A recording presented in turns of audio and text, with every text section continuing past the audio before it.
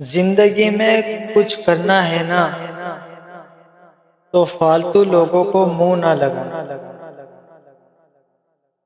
कोई नहीं कहता मैं हूं खुद खराब, हर शख्स कहता है जमाना खराब है।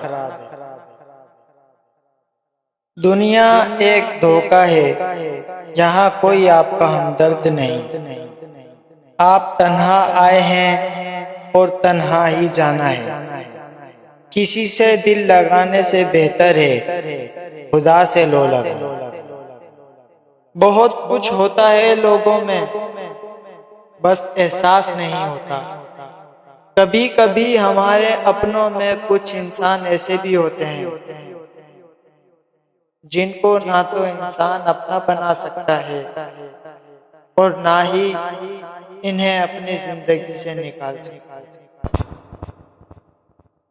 बहुत अजीब दुनिया है, यहाँ झूठ नहीं, सच बोलने से रिश्ते टूट जाते हैं।